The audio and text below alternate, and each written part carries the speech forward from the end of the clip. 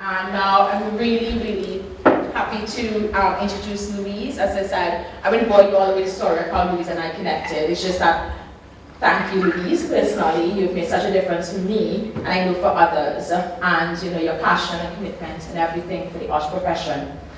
And diversity and inclusion is so admirable. So I can stay here talking too much about that, so I wouldn't. So I'll just say thank you for coming, and I'll hand over to you now.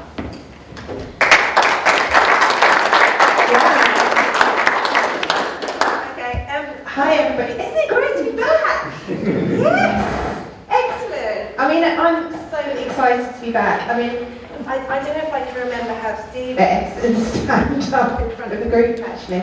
But it's fantastic to be back. It's great to see the Chiltern branch in such fantastic hands.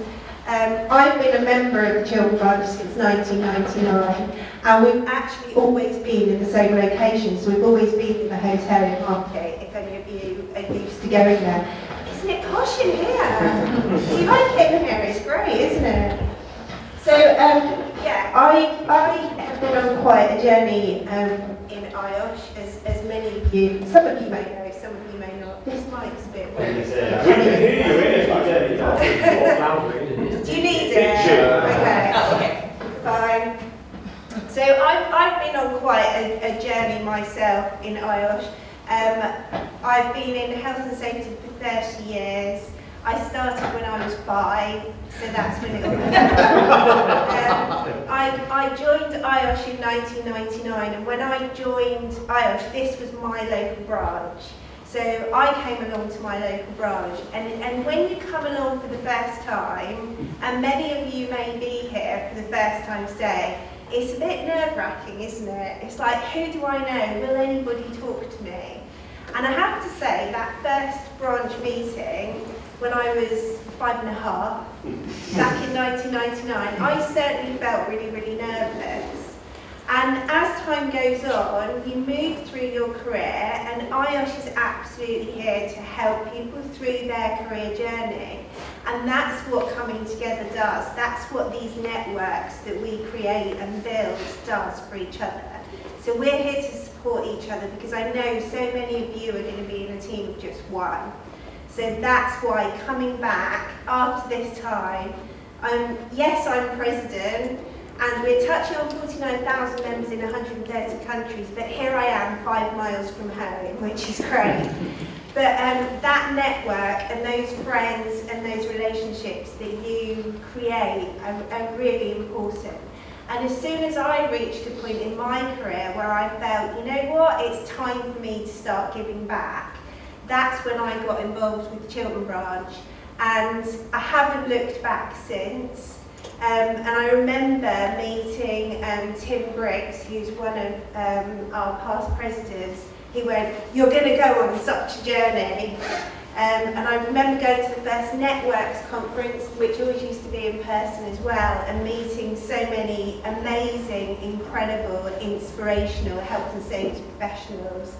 And it's a real honour for this to be my first face-to-face meeting as president, to be back here at the Chiltern, so, which is fantastic. So it's great to see everybody. So I finally figured out the mystery. It's this, yes. It's the right hand one. Yes. Okay, so what I'm going to do today, if I can remember how to talk, is I'm going to give you a bit of an update, because one of the things that I wanted to do, because I know loads of people in this room, this is my home branch, but I want to demystify the role of the president and what we do, because I think it's, you know, it's certainly when I was moving through my career, it was like this person who kind of sat up there and I didn't quite know what they did.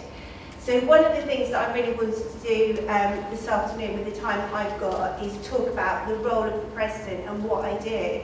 And hopefully that will make you think, do you know what, this is something I might want to get a bit more involved in myself.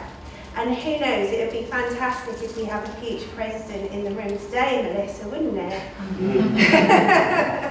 So I'm going to do that. I'm also going to talk about our Catch the Wave campaign, which I've very much been part of forming and developing. And I think the Catch the Wave campaign is going to change the way that we talk about health and safety. And it's going to show the world that we're enablers for success and we can add value through the work that we do and everything that we do. So, let's see if we can get the technology working. Yay! So, this is me. I've changed it to a yellow heart in terms of where we are. I have some key presidential themes. Let's see if the video works in a second.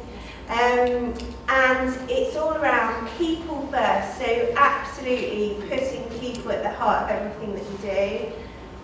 Considering the broader aspect of sustainability and putting heart into health and safety. Now for me, this is a really important thing. It's around us using modern leadership skills to facilitate transformation within the organisations that we work for. So it's moving, we're all good at the technical stuff. We know the technical content, and the technical content is super important. But actually it's how we apply what we do. It's how we work alongside businesses. It's how we're part of the organisations that we work alongside. And for that, we've got to understand people. And for that, we've got to think about how people feel. And so that's why, you know, off the back of the pandemic, we're coming through the other side of that. We're bringing businesses back. And people are looking at what we do very, very differently. So that's what the Catch the Wave campaign is also about, is catching that wave to really do what we do, but do it differently and do it with heart. So let's see if I can make this work, shall we? Yay! Is there any sound? There's no sound. Press the HDMI button on the panel. No. On the wall. On the wall. On the wall. Okay. Sorry. That little. And press the HDMI. It should come up. Well, it didn't.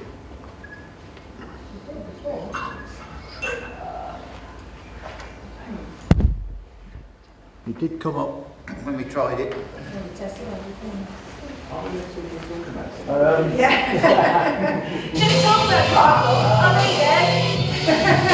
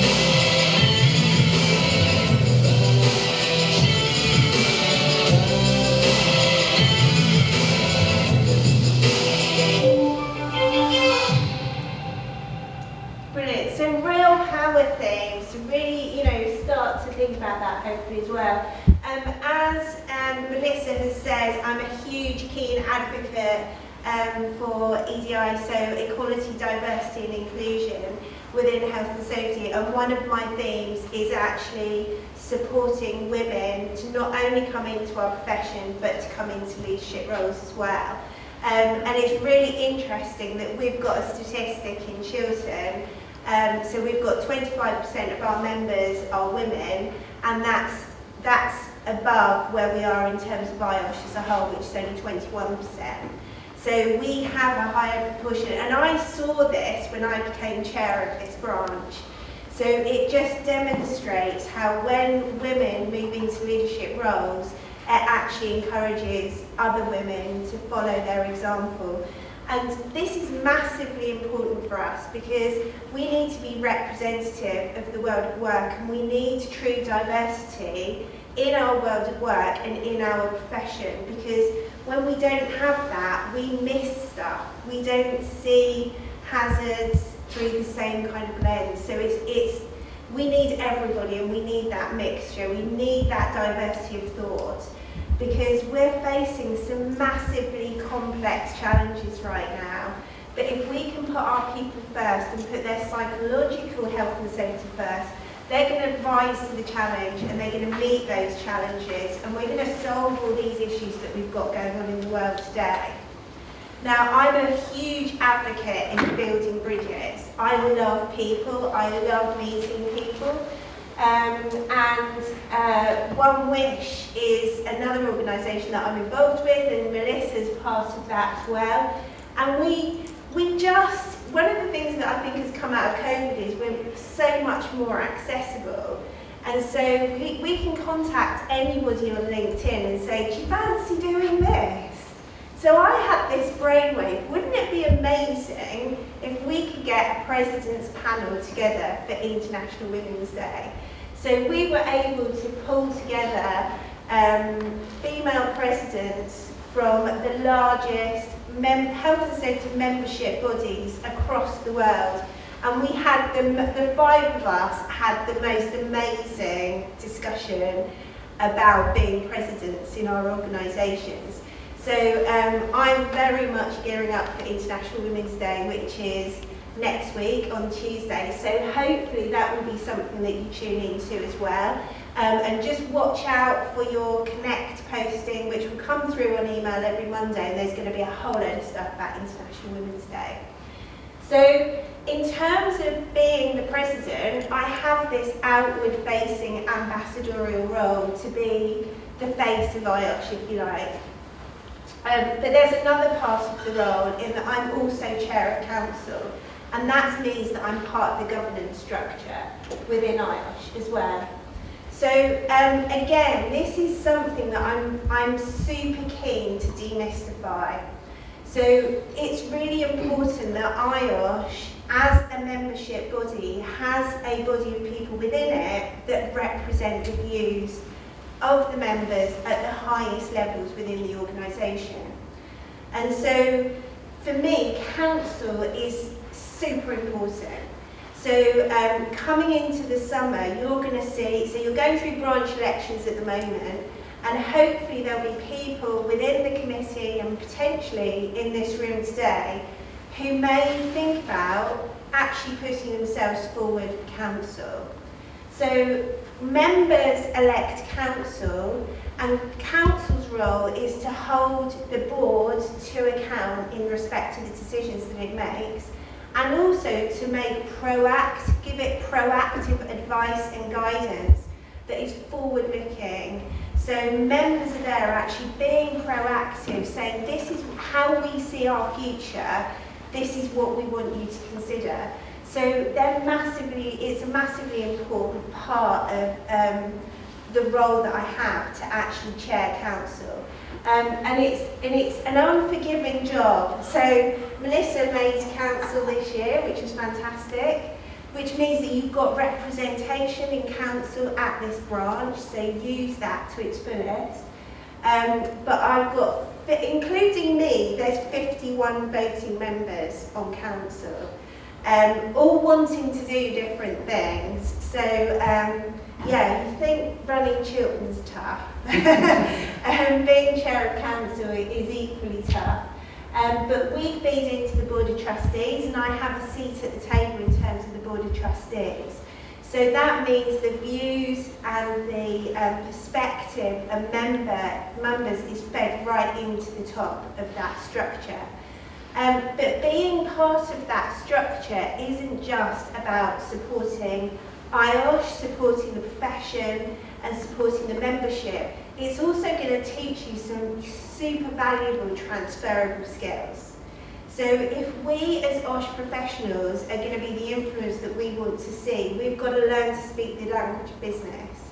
And it's great, there's so many great opportunities to get involved in that way. So all of these volunteering opportunities are open to you.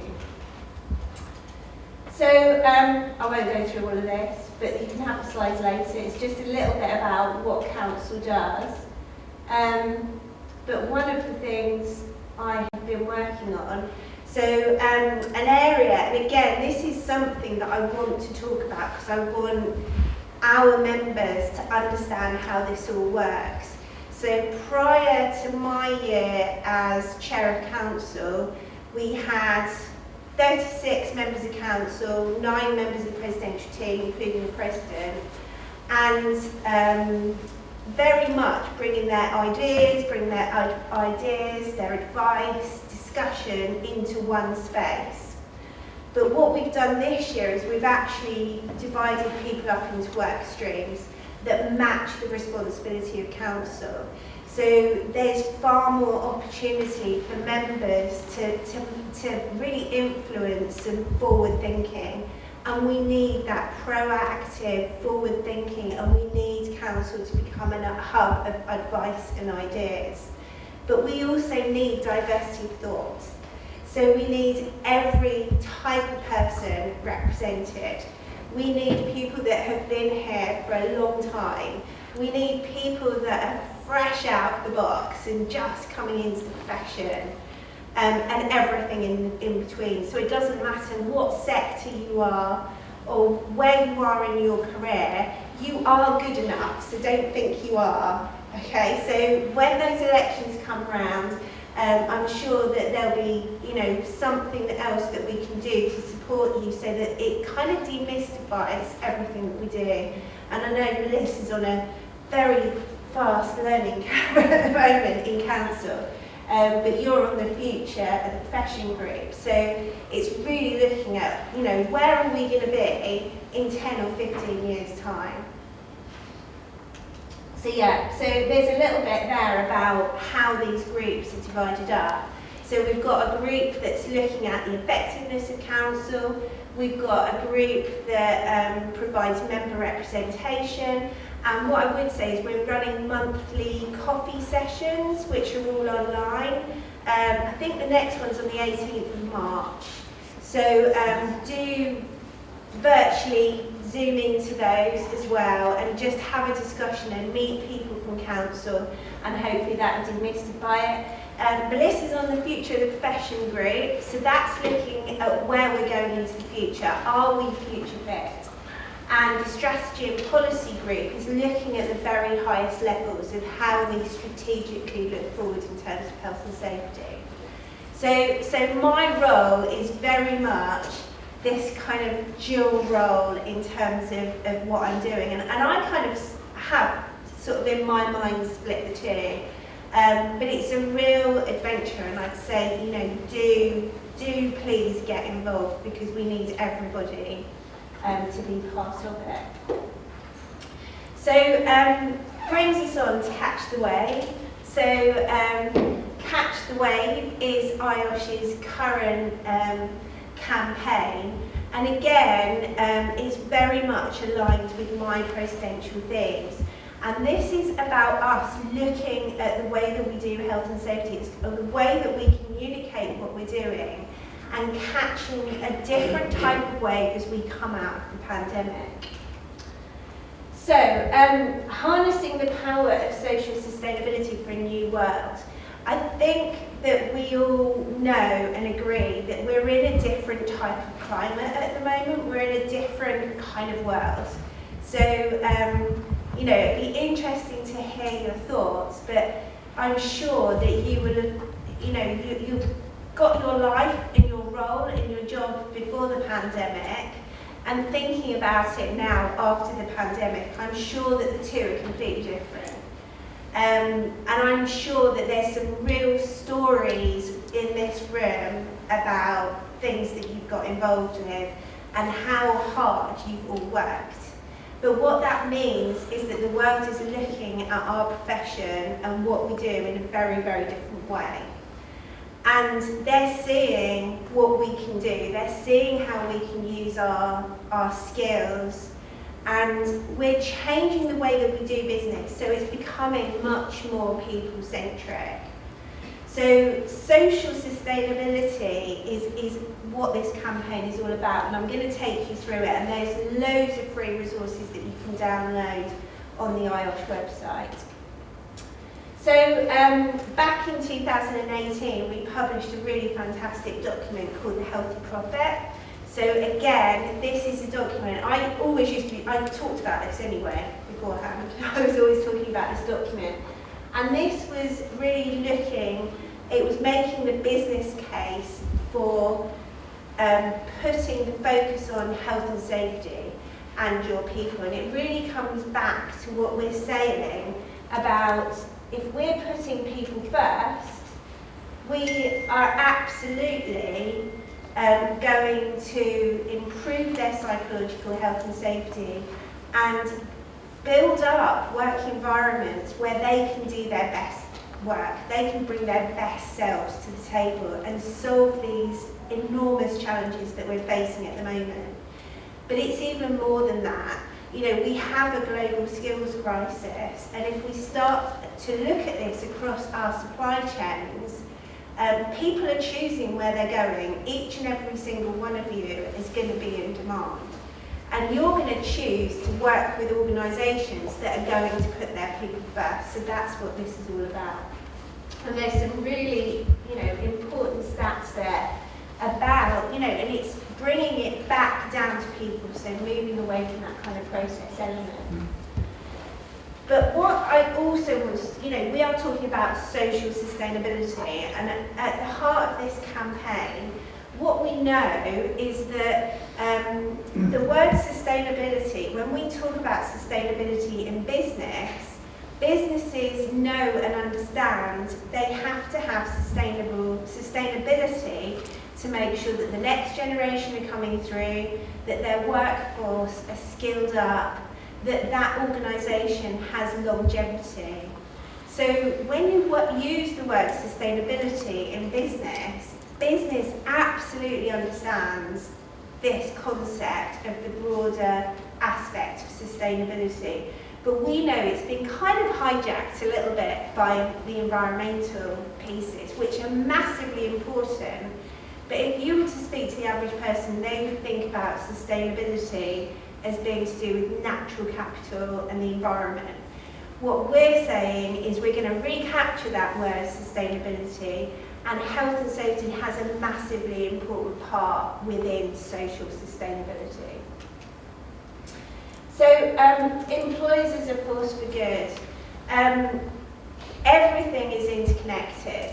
So within an organisation, organisations are looking about how they balance different aspects of what they do. And every organisation will look at its ethical stance and have a position in respect of this. It's financial, it's how it impacts on society as a whole, and of course the environment. All of those things have to be in balance. When one aspect is pulled, it pulls on something else. So if we concentrate on profit within our organisations, you all know what happens next. You just can't do things from a health and safety perspective. If we concentrate on the environment, we have limited resources. We can't do everything that we need to. So what we're saying this whole campaign is about looking at it through a people-focused lens, and our people will help us to create balance around this, and that's what we're looking to achieve. So all of this is also tied in with the UN Sustainability Goals. So there are 17 UN Sustainability Goals, and within those, I think it's 163 specific goals within those. Now, somebody very clever in IOSH has looked at all of those individual goals, and we've identified 51 that are directly related to health and safety. So number 3 is good health and well-being, and you can see there's a direct correlation with that.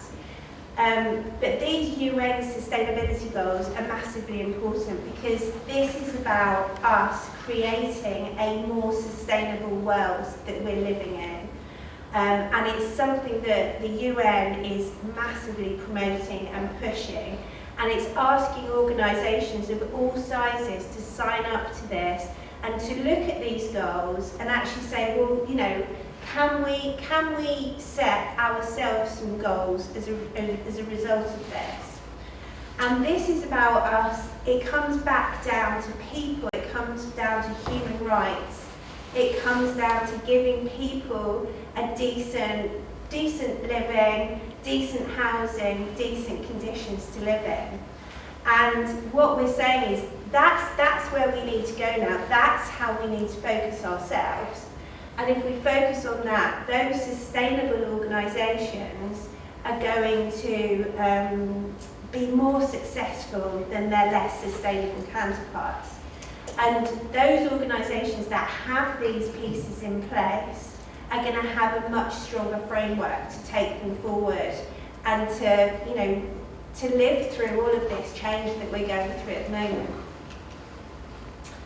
So how we work has and is changing, and we know that, and it's going to keep changing. And if we're going to keep up with that change in a way that's going to take our people with us, we've got to look at it through a people-focused lens.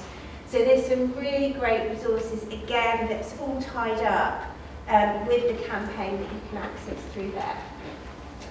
And customers care, so how can we create organisations that are much more sustainable and that much more successful is because as customers we care. We're starting to ask way more questions about where our products come from and how organisations operate. Did any of you see the news clips around Brewdog? So some of Brewdog's ex-employees complained about the way that the leader was running Brewdog. And that just hit Twitter, didn't it? It hit absolutely everything. So that reputational risk is massively real. And we're actually choosing as consumers to consume differently. We've also had the rise of social justice movements. So again, we want to have it's changing the way that capitalism operates. We're not going to move away from capitalism, but it's a different environment and different way of doing businesses. And again, as IOSH professionals, we need to harness this, and we need to that's why we need to catch that wave. And before I go into the clip, we are massively interconnected. If this time has shown us anything, it's just how connected we are. This branch was the first branch to go virtual, and that was me going, yeah, we can do it next week.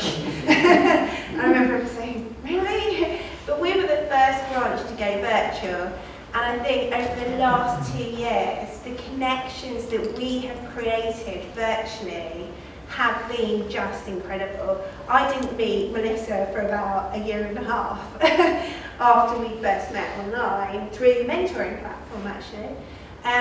But we are all massively connected. All of the stuff that's going on in the world at the moment, we've got connections in Russia, in Ukraine. We all know what's going on. We're so connected. I get people who ring me as I'm coming off the train in St Albans from Canada because they can, and we do.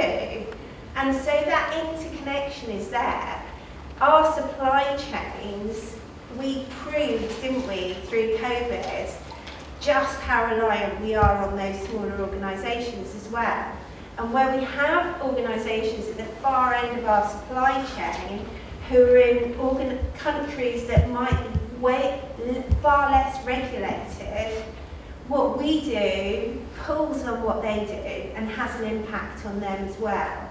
And so if we're to bring ourselves back to a much more sustainable world, we've got to look at the world's business through a very different lens, which is why we want to catch the wave. So the other piece around this as well is we know that investors are choosing. So we've got investors at the top of the tree.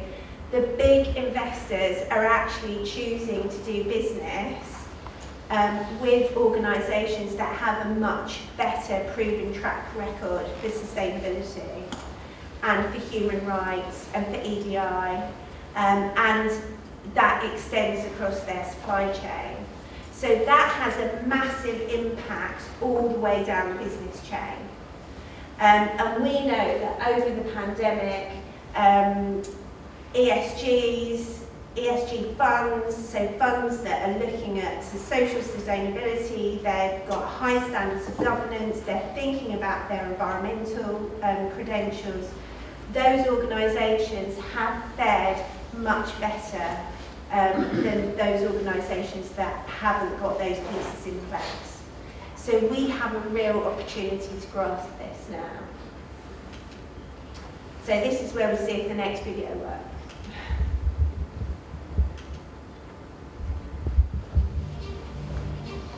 There's an unstoppable wave of change moving across the global business landscape, cascading through boardrooms, sending ripples through supply chains and beyond.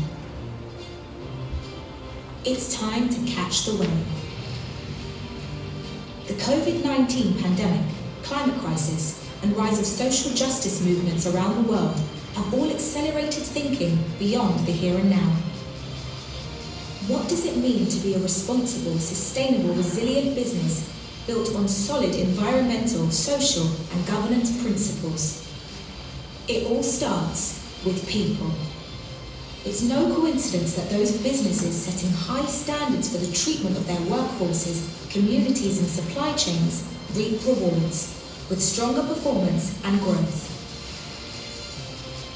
Our connected world expects organisations to prioritise public good and behave responsibly. Employees and customers will call out poor working conditions and demand better. But this is not just about doing the right thing. Social sustainability is the backbone of corporate resilience. It supports stronger operational performance and cash flow, and right now, that feels more critical than ever. The environment has been the flagship cause driving the corporate sustainability agenda.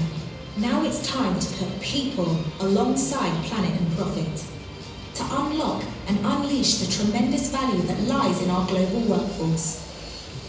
IOSH is working alongside international organisations, including UN agencies and initiatives, such as the World Health Organization, ILO, and UN Global Compact to harness the collective energy of progressive businesses.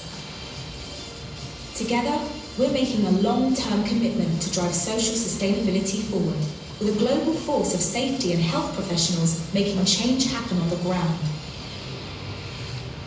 Because safer environments and enlightened attitudes to health and well-being, diversity and inclusion are all safety and health issues too. And COVID-19 has shown just how vital it is to protect people. If businesses are not just to survive, but thrive. Together, we can be part of a global network of resilient, profitable businesses and organisations that flourish, equitably and sustainably, around safe, healthy workforces. It's time for a new world of work. It's time to catch the wave with IOSH. Yeah, it works on the big screen as well. Excellent. So it's thinking about this, and where it's all about this balance, and right in the centre we have this kind of assurance piece. So it's moving. It's for us to move away from pure process, from pure technical, to really care about people and putting our people first, and how we can do that. So there's a lot of work that I'm encouraging people to think about, and I'm talking about in terms of psychological health and safety as well. So if we can build psychological health and safety within our organisations, we can create teams who trust each other, and those teams are going to make a phenomenal difference going forward. So the themes around this campaign are all around health and safety as being an enabler. one of the reasons why I love what I do is because I get the privilege to go into all sorts of organisations and shake them all up from a health and safety perspective. But over the years that I've been doing this, and I know there will be people in this room who are exactly the same, you can see the benefits that come out of those organisations. Because if we're saying these people need to be trained on X, Y, and Z, we create a training matrix, and off the back of that, somebody says, well, actually, they probably need training in this other aspect as well. So our frameworks and how we work can be an enabler for success, and it's about us pushing that forward. There's loads on this slide, but it really starts to map out how we can improve employee morale. Hiring new employees and replacing employees is incredibly expensive for organisations and difficult to do. You know, it takes time for people to get up and running. You know, that whole talent management piece is super, super important. So if we can retain our talent that we have within our organisations, again, it's going to make those organisations much more sustainable. So there's loads of tools on the website. I'd urge you to have a look at those tools. We've got some big webinars that you, because it feels weird talking about webinars in front of people, but we've had some fantastic virtual webinars which are monthly. And again, I've been really involved with those and chatted to some really interesting people on those webinars. There's white papers, there's guidance, there's lots of movie clips, and all of these are things that you can download. Think about how you use them within your organisation, and just use that material for a different type of narrative. We've got different stages to the campaign, so we really began full throttle. We launched it literally about a week or two before I became president, but the campaign proper started in January, and we've got a new white paper coming out this month in March. There's new training tools that are coming out, so there's going to be an IOSH managing sustainability and IOSH leading sustainability, and also a new metric as well for measuring corporate assurance too. So there's some new stuff that's going to come out from IOSH, and I'd say just keep an eye on that timeline and just stay connected with everything that we're doing. The other thing that we're doing as well is kind of a call out to all of you really. So IOSH really want to be able to access some real case studies. So if you feel that this is something that you're going to take into your organisation as a kind of like, Eric's giving me a good nod over there, as a you know, something that you can take forward in a different way of working, and you can create a case study out of this, then it would be great to hear from you in respect of that case study. And we'll get your picture up there as well next time as well. So yeah, Catch the Wave in one sentence. Catch the Wave post-COVID is a call to action for all organisations of every size to recognise your role in harnessing the power of your people by reaching out to the occupational safety and health professionals who operate at the heart of every community. Just a few more things there. And I just finished by saying you can be the difference that we need right now. And so, yeah, it's over to you guys. So I don't know if there are any questions. Have I just stunned everyone's silence, Jen? Louise, the big reason why I've come today is to do with the Catch the Wave stuff. Is there any mentoring? So obviously there's loads of info that's coming out and more moving forward, but I suppose I want to be that person that puts it into their business and really drives it forward.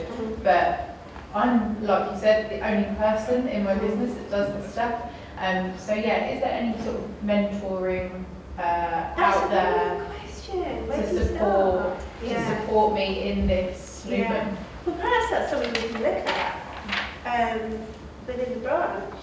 It's good, yeah, in terms of more sessions on that, but also maybe it'd be part of the mentoring. So actually you give some feedback to the membership, member representation, it's very good as well. Because there's going to be people within this audience who, you know, you look at an organisation and it's kind of starting from where you are now, and it's thinking, well, how can I build this up? And it's using your knowledge of things like HSG 65, which is, you know what, there's some really fancy corporate theories out there, but I always go back to plan, do, check, act. It's having kind of that framework in place, and I mean, that's the kind of thing, to create a workshop around that is something that's harder to do virtually, isn't it? Yeah. But that's a great idea. So, Louise, thanks so much for that. So we have some time for Q&A. So this might be selfish. You seem to know everybody's names and so on. If you have a question, are you okay to say what's your name and like how long you've been with the branch? So, because one of the things we've missed, one thing we've missed is getting to know our branch members. So I'd love to kind of put a face to a name, etc. And so as we go through. So we have about 15-20 minutes. You can ask Louise questions or ask questions related to, you know, the branch membership. You know, several of us from the committee are on there. So good, please ask questions. Don't be shy. Oh, good. Yes. Hi, I'm James. How long have you been with Chiltern? Honestly, quite a long time, but this is the first branch meeting of very. This is yay! Actually, that's something we used to do. I've forgotten all these things we used to do. Quite a long time ago. Is it anybody else's first branch meeting today? Oh, Yay! Okay, face to face, yes, for the last 2 years, but first ever. Yeah. Oh wow! Fantastic. Well, welcome. Not my branch. We'll have you. My mentor, so. Yeah. Oh, brilliant. James, you've got a question? I was just picking up what Georgina was saying. It's linked to what you said. I think it would be useful for IOSH to do some form of resources on this to where people start. Because I've looked into a lot of the ESG stuff over the last sort of 6 months, and there's loads of resources online with very high level things, and you read it and you think, you've got to be some big global conglomerate to actually start tackling it. And I don't think there's a lot of resources for, say, smaller organisations where they actually start. So do you think if IOSH are looking at that, would be a good place to tackle it? Yeah, no, that's really, really good feedback. And actually, in the past, we've ran some really good workshops here where we've actually taken quite a complex. So Tony helped us out with the railways, didn't you, Tony?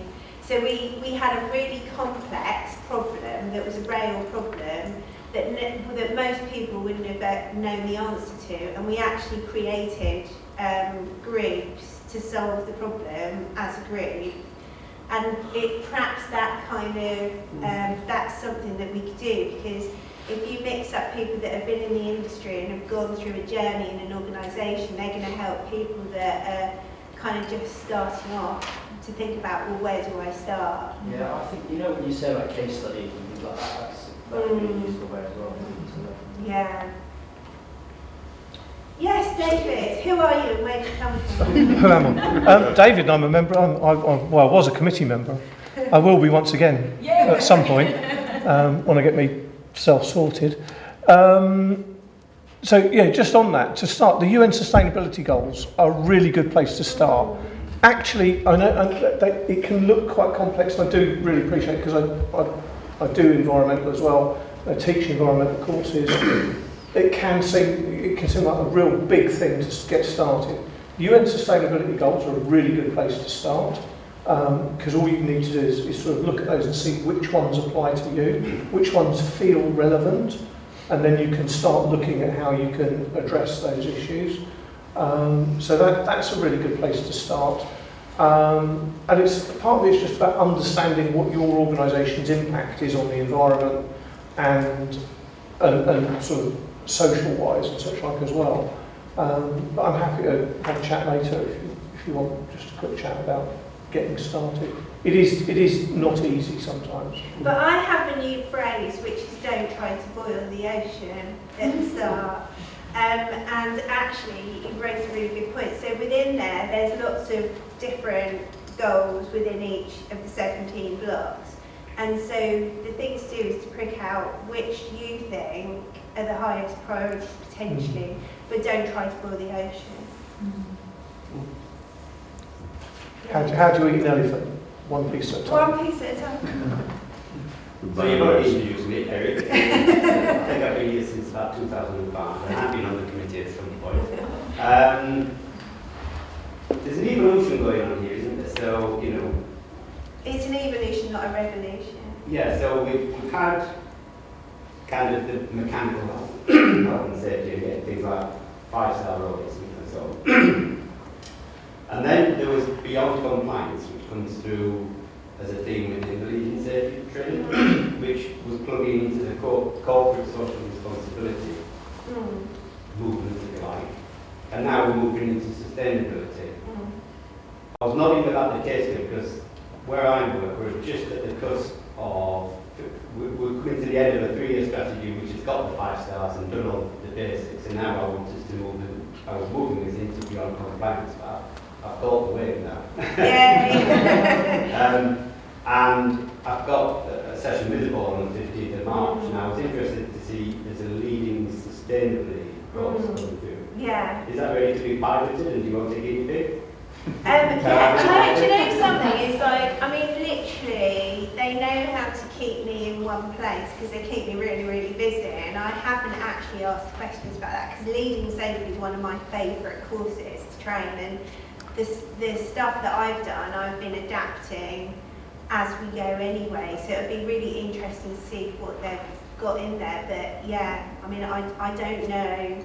It's all going to be launched in a flurry probably, so. But if you want a volunteer for a case study, you need to have a chat. But yeah, your organisation would be, your organisation would be a great case study, wouldn't it? Because I think, you know, because you're in a housing association, aren't you? So it's already, and you know, I'm doing some work with a similar organisation yesterday, and you're already socially aware. So it's kind of building those pieces in and building that framework. I think it'd be a great case study. Yeah, I'm going to suggest putting you down for that one, Eric. Sorry? I'll volunteer you for that one. But yeah. Are there any other questions? Hi, I'm Michael Gowan. I work for an engineering company that manufactures engineers trains for Network Rail, big yellow plant. And one of the challenges I've got Michael in real life. I am. It used to be, not virtually. One of the challenges I have is dealing with Network Rail. And they have got hundreds of people there doing sustainability, writing policies, and they're also pushed by the government and then the RSSB. So it's very, very difficult. And they've also are picking up on COP26 and they're pushing everything out to the suppliers. So it's trying to spin lots of plates what to do. So it'll be interesting to get on your surfboard. Yeah. Oh, I like that one. I'm going to steal that one, definitely. Yeah, and I think we're kind of talking about, well, how can we actually take some of the similar kind of language that's being used, because we've got to take our people with us, because if we're not thinking about our people in all of this, we're just talking about policies and processes, and we're not actually walking the talk, are we? Which is what we all want to do. Do you think there'll be any sort of audit process for this? I'm just thinking standard in my head. I've just come away from a couple of external audits that aren't appropriate for our business, but yeah, so really for me, I would want something that's really going to audit against this sort of stuff. Yeah, so this tool that's coming out in June, I think, will probably, and also I think that will be, this is a personal view now, it's not an IOSH view, but I'm not a massive fan of ISO standards, because I feel like everybody kind of works to the ISO standard and they don't necessarily take it to that level that's about people. Yeah. But I think this tool, when it comes out, will be a bit more practical.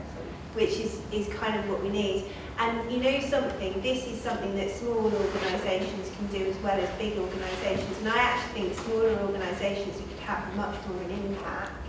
Socially? Yes. Yeah, out in your communities for sure. Yeah. That's what I'm going to in my head, is the community side of it. Yeah.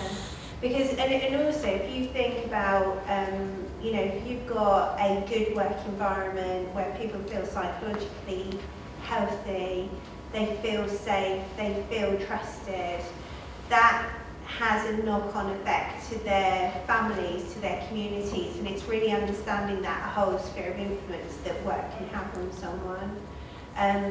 But you need to have, they need to feel healthy and safe at the heart of it. Their well-being is massively important. So that's why what we're doing is so important right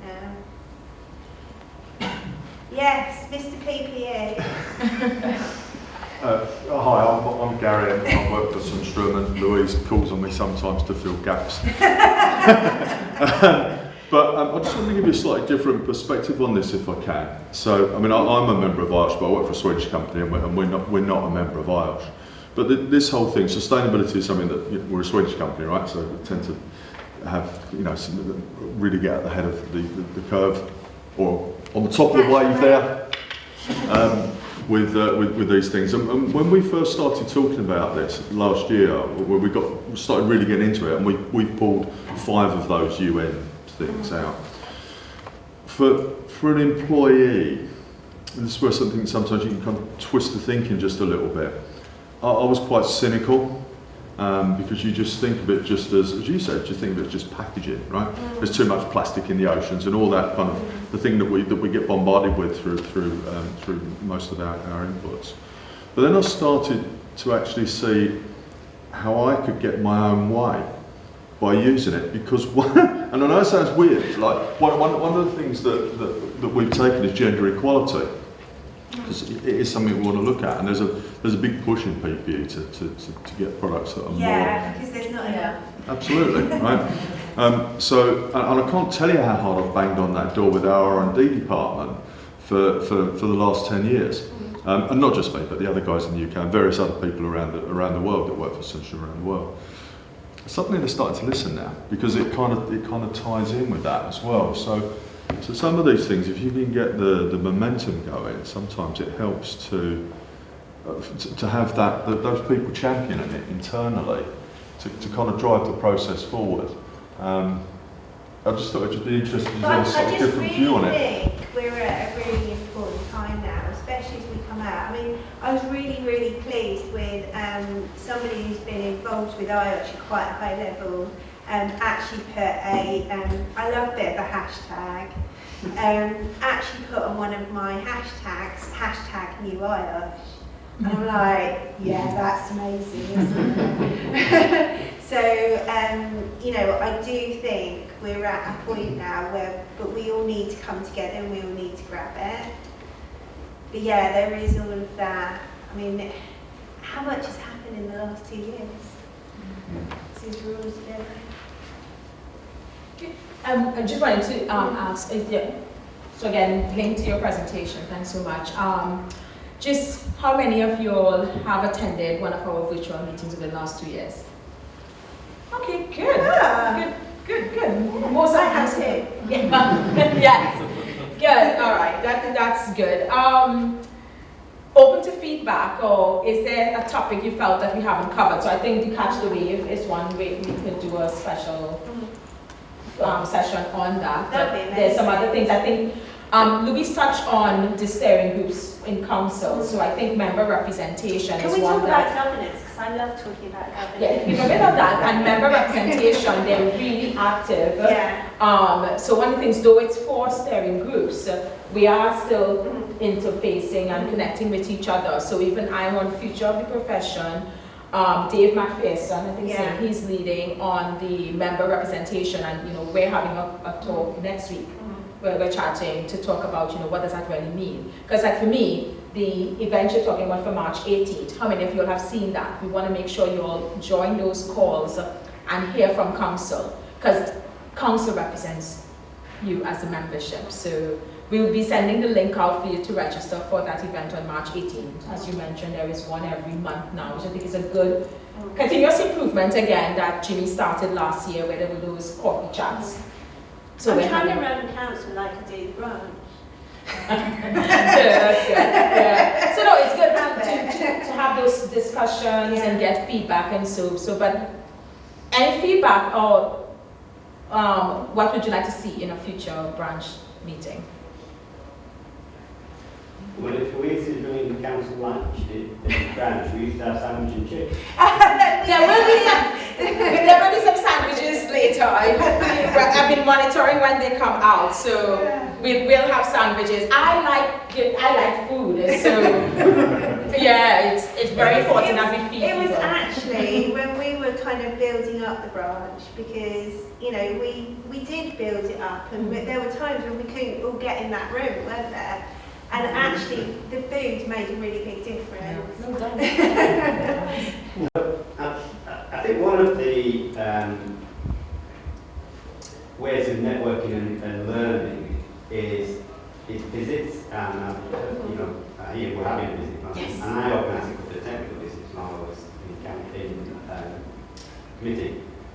But what we've never done, as far as I'm aware, is visited each other. And say, what do you do? How do you do it?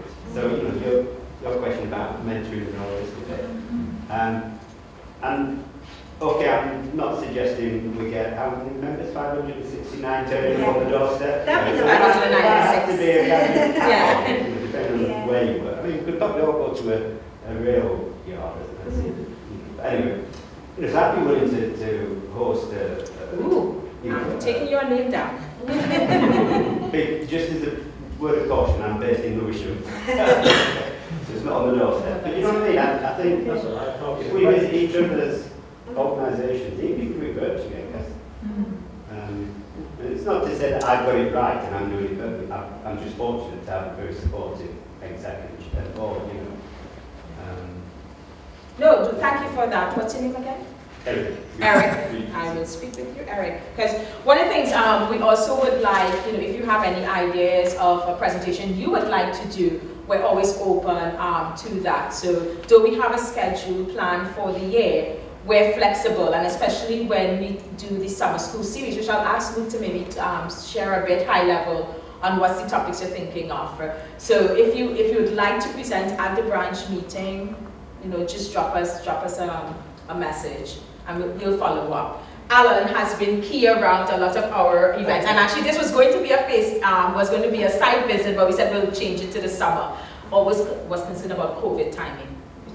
Just to pick up on Eric's point there, I mean, that was what we tried to do with our virtual meetings, and Luke's company very kindly helped us host a couple of those pre-recorded things. And I really enjoyed London Met did a virtual tour of King's Cross, and all the work. I mean, that was absolutely amazing. It means you've got to have a good signal and everything. It was all going on behind, and that's what I envisaged.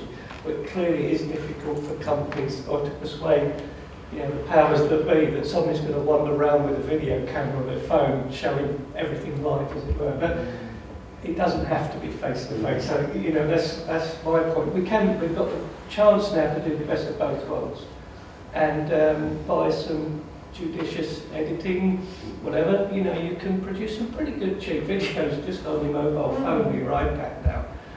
So just bear that in mind if you think you've got something to share with everybody. We've got the Back to Basics 2, B2B2, coming up, which Luke will talk about. So there's opportunities there. And it's also going to be about, start thinking about, we've kind of got to get back into the habit of being with each other. And so, being part of this as a community takes an awful lot of time and effort. I caught Melissa in the car park, which went, putting on a face-to-face is really difficult. And I'm like, yeah, we used to do it every month. So it's just like being part of that community and being part of a community that supports one another. mentoring, you get as much back from being a mentor as you do for being a mentee. So, you know, if we can swell the committee in Chiltern as well, it means that we can reach more people, influence those people and save more lives, which is what we're here for. Mm-hmm. Anyone's interested in joining the committee, I know today's a deadline, but still reach out, you know, to us, and so because we may be able to You're go doing out. an amazing job. And so, thanks, but it's a team. I mean, Alan, Tony, Luke, you know, Lee, it's a team. But we're looking for some new members, so we'd love for people to join the committee. Luke, do you want to say a few things about Back to Basics too? I can't remember what the 6 subjects are. I can't remember them. But what we're looking to do is we're looking to, you know, work on what we did last year. You know, we did a fantastic 6 sessions, all looking back at kind of taking it back to the basics. And what we want to do this year is build on that with 6 further subjects, sort of, building those blocks. So looking at, you know, fire risk assessments and sort of building from there. So. Maybe what about IOSH management, overall safety management systems? Yeah, so it's just trying to build on those core subjects, and which also helps with the future progression. So it helps with those people that are coming through to give them those key skills to be able to take them through on their journey. And it also gives, you know, a couple of us in the committee have been able to do presenting actually as well. So, you know, if anyone does want to present on that, we'll be putting out some more on LinkedIn, so you'll be able to get involved if anyone does want to present on any of those subjects. You're never too old to learn, are we, Tony? No. We'll send out a council of the topics, and if anyone's interested in presenting, because like last year we had a couple of members present on the different topics, which was PPE, chemical safety, etc. So yes. Adam. Yeah, Handy's not up for the presenting, but Handy's up simply to say, how long have you been with the branch? As a new member as well, joining and everything being online, we all know was slightly crazy, but the Back to Basics was absolutely superb, and there's no shame in any of us saying there were bits that we might not have done quite as well, or we just simply go back and make sure we are doing it. The one thing that is, for me, maybe I just missed it, sort of a missed trick. There's so much good information, I've watched so many videos, it's much easier to go down that sort of rabbit hole on YouTube with these 5-minute videos and, you know, all these fun things, but actually we need to take the time to spend an hour at a time and go back and view these. They're not always the easiest to find. If I've gone onto YouTube, sometimes they're not always in the right order, or there's so many videos. I wonder if we should be picking those kind of member highlights and just that's a good idea. reminding ourselves more that, you know, these were the top videos of what the series. Yeah, that's a really good idea. Because what happened was, it was amazing to watch because the members took over. It was brilliant. So you know, we all went down into lockdown, and I'm pretty sure Chiltern was the first one to have a first virtual branch meeting. And but you know, everybody else wasn't long behind. And so we were having all of this content that was coming through, and branches had their own individual kind of YouTube pages and different ways of displaying it. And there was we ended up with just so much amazing, incredible content. And I think the systems are kind of catching up with that now. So, and it's going to be the same as we come back out as well. I just pick up on that with the Back to Basics, obviously. I don't know how many hours, days I spent looking at other branches and other organisations, you know, recordings of their webinars to act as a bit of pre-course reading, as it were, for our sessions. So we've still got all of those links, and you know they're in the system somewhere. But there is so much good stuff out there. It's how many hours in the day can you spare? So highlighting that and being able to pick it up, and I've always said that I think. There is so much good stuff out there, so many branches reinvent the wheel. We've learned by working together, we can share our resource, bring in other speakers that we wouldn't necessarily know about. So joined up working is a way of rationalising some of that. And I know there's work going on at the centre to look at how we can share that and come up with common themes, common topics as well. Because it is a hell of a challenge on the few people in each branch that organise these. Don't forget, Alan, last week it was a joint one with construction on demolition. Yeah. Very good session. Yeah. Shortly to be posted. You'll find it was a very good session, and for those of us who have been in health and safety a long time, it does show you how the world has actually changed, particularly when you look at something like demolition. The guy that did it did an exceptionally good job. There's an awful lot of information in it, so it probably needs about 2 or 3 runs through before you actually soak it all in. So hopefully we'll post it and get it up and you can chase it. So just, I was just going to say to Adam's question, so the quickest way, and because I thought I was presenting, but the website isn't showing up on the screen, but the quickest way to access our recordings and the slide decks is on the microsite. So when you go onto IOSH.com, Chiltern branch, recent events, and we make sure we post every recording and the slide deck there. That's the best way to kind of get the Chiltern stuff, because that then takes you to the YouTube. Because yeah, you can start going on YouTube and you're 2 hours later, you're like, or those whole evenings to YouTube and these videos are completely irrelevant, but then yeah, that's what they're designed to do. Yeah, it gets updated. But our microsite, we're very committed to making sure we have the updated materials there. So the one Tony is talking about, that was last week, that's not loaded just yet because it was being edited and reviewed, but it will be there before the end of this week. Well, the final posting of is down to IOSH headquarters, not me. Okay. But it will be there soon. But everything for the last at least 2 years is there, and then there are some from when we were face to face. I can let someone have a sneak preview, but ultimately the microsite and posting there is for IOSH to do. I mean, what you've got to remember is IOSH at its centre is quite a small, it's a small business. There's, I don't know, something like 180 people that run IOSH, and we've got well over 1,000 volunteers.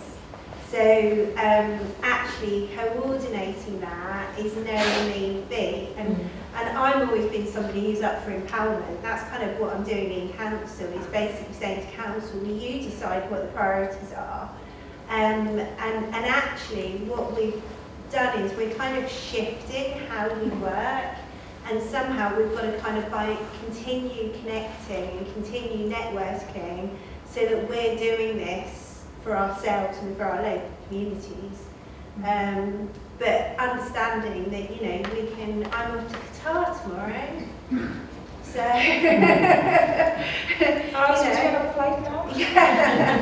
you know, and I mean, I was thinking about the last International Women's Day. I started at 4 o'clock in Malaysia and finished over in the States at silly o'clock. And so we've got all of that ability. And the worst thing is I go into a session in America. I went into a session in America with ASSP, and someone said, "Oh, hello, Louise, fancy seeing you here." So, you know, we've got all of those connections, and it's how we use those connections going forward, which is why I love, you know, talking about the catch of the wave is retaining all of that, but appreciating how if you pull on one area, it pulls somewhere else.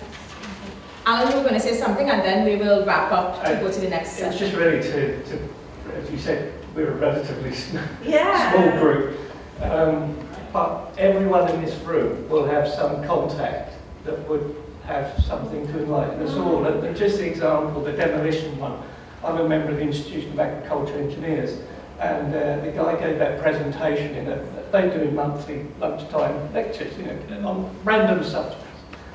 You think, okay, what's this guy got to do with farming? Well, he started off with one JCB digger working for a farmer, and now he's got this international company, you know, the president of the Institution of Demolition Engineers. And he came to us because he actually wants to work with IOSH and our construction group, which is 18,000 members, is it something? The construction group is the biggest, so yeah, I think it's about 18,000. It's huge.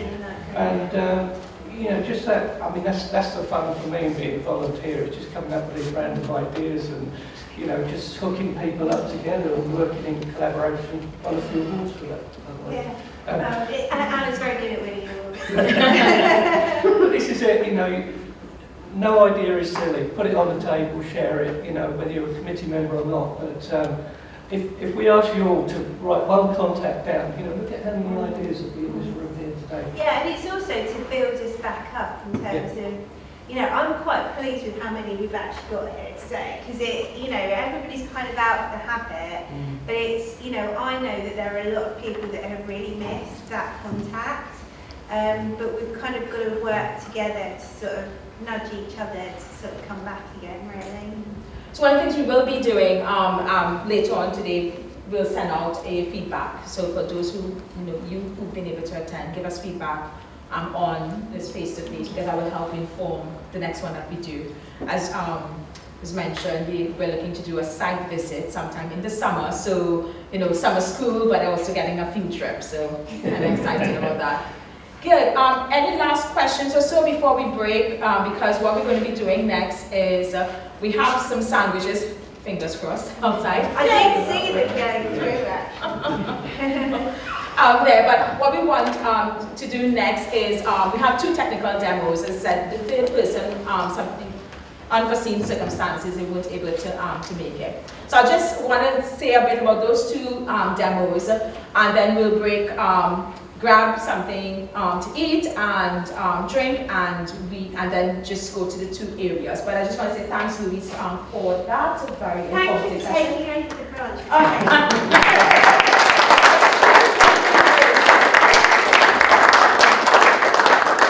Just a reminder, if anyone's interested in joining us as a committee to help plan events and help get connected more in the activities to help influence this profession, do drop us a line. It's at IOSH@chiltern.com is our email address. Good. So as I mentioned, we're going to be doing 2 technical demos. So one will be in this room, and the other is in the room just behind the wall there. So I want to personally thank the 2 leaders of the sessions next, who've taken time from their busy schedule to come and do these demos with us. So Musa Yassin, you can start, just wave. Yeah, so I know Musa from a few years ago when I used to be an oil and gas baby. I'm not anymore. Well grown and I've gone into drug development, but totally changed. But anyway, 20 years in oil and gas. So I met Musa at IOGP presentation, and he showed the VR tool that you were looking into with your company, and I was just wow. So I'm just looking forward to seeing what happened in 2 years. I hope it's evolved even further.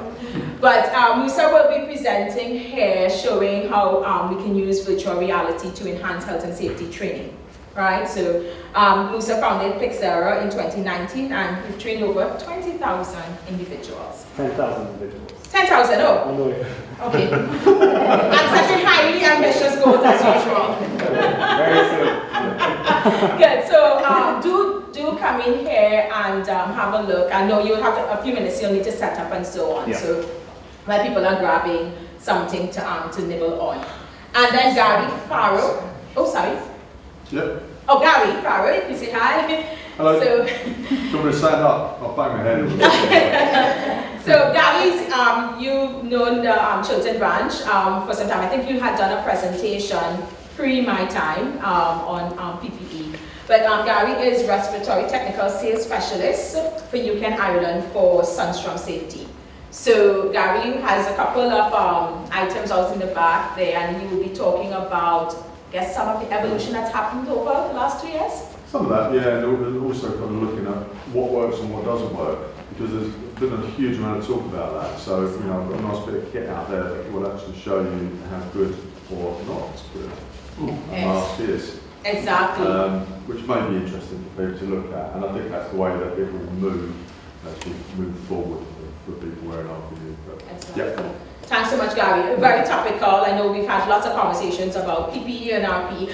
So I was actually supposed to ask you, Louise, because you presented something and you may have answered this question, but I went to just check on the food. It had shown a slide that said 31, so in Healthy Profit, back in 2018, 31% of business leaders saw value in health and safety profession. Have we done a recent survey? No. Okay. Yeah. Where do we expect that to be now? Oh, I'm hoping 100%. Yeah. Coming out of COVID, it's just clear, the value of health and safety. If they didn't see it before, let's hope they've seen it now and they keep it. So, and I think that's for me why, for me, the future of the profession is so important, because coming from an ops background, I've seen that side of it as well, and I'm very passionate about health and safety, and I want health and safety to be highly valued, you know, and I think COVID has given us that opportunity to keep that going.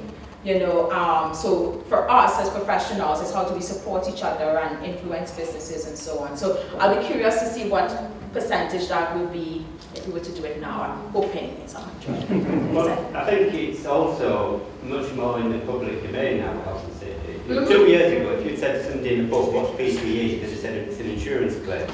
But now they know exactly what PPE is. I just think, you know, the whole public understanding, not of the whole health and safety, but the concept. You know, so we're pushing against open doors now. Totally agree. Yeah. Such a valuable time. So let's keep that momentum going. Good. So that's what we're going to be doing, and then we'll come back here at 5 o'clock. Please don't leave because we have a really good panel discussion. I saw Karen. Yes, Karen. I knew from a picture. So Karen Hewitt is here. You've written a book called People Power. So Karen is going to be on the panel, Louise is on the panel, and Sam Green said from ACRE is going to be on the panel. So I know he said he would have been a bit late, but he will be here in time.